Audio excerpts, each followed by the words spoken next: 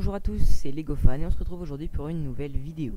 Et oui, c'est une vidéo qui me tient à cœur maintenant que la saison 9 est en train de sortir. Bon, je ne vous cache pas, vous l'avez d'ailleurs vu dans le titre, je vais parler du repost des épisodes de Ninjago, que ce soit la saison 4, la saison 8, 7 ou encore la saison 9.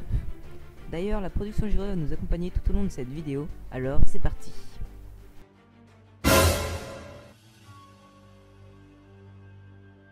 Le repost, c'est le fait de publier quelque chose, que ce soit une image, de la musique ou encore des vidéos qui ne t'appartiennent pas, sur YouTube, Instagram, Twitter, etc. Il y a encore des personnes qui se permettent de republier les épisodes sur YouTube sans autorisation. Je vois déjà les haters me dire... Oui, mais toi tu l'as fait pour la saison 7, alors nous on peut le faire maintenant. Bah déjà oui, je l'ai fait pour la saison 7 de Ninjago, mais je n'avais pas le même point de vue qu'aujourd'hui. Avant, je croyais faire de la pub pour la série télé Ninjago. Mais à la place d'en faire, je faisais perdre de l'argent aux chaînes, vu que tout le monde regardait sur ma chaîne les épisodes à la place de les regarder à la télé. Mais du coup, en quoi le repost, c'est mal? Eh bien pour commencer, tu publies un épisode de Ninjago et tu fais 50 000 vues en 5 jours. C'est ce qu'il s'était passé pour la saison 8. Donc quoi, c'est légal?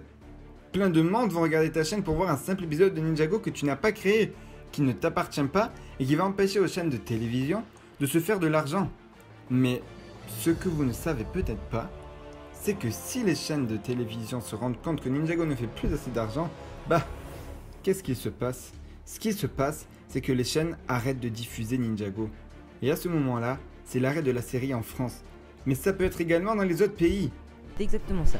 Les épisodes de Ninjago sur YouTube vont faire gagner moins d'argent aux chaînes télé et vont ainsi forcer plus facilement l'arrêt de la série. Mais vous savez, ce qui se passe en France pour le repost, ça se passe également dans les autres pays. Oui, que ce soit en Espagne, en Allemagne, en Finlande, en Australie et j'en passe. Tiens, parlons d'ailleurs de l'Australie.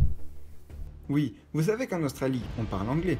Et les épisodes de Ninjago de la saison 8 et la saison 9 ont commencé par être publiés en Australie sur Cartoon Network. Alors, ce qui s'est passé, c'est que les Australiens ont réussi à enregistrer les épisodes et les ont mis sur YouTube. Je ne vous cache pas que ça a fait un carton. Il y a eu au moins 80 000 vues au bout du deuxième jour à chaque épisode de Ninjago publié sur YouTube. Mais du coup, vu que les épisodes ont été publiés sur YouTube en anglais avant d'être diffusés en Angleterre ou aux États-Unis, les Anglais ou Américains ne sont pas forcément allés regarder les épisodes de Ninjago à la télé.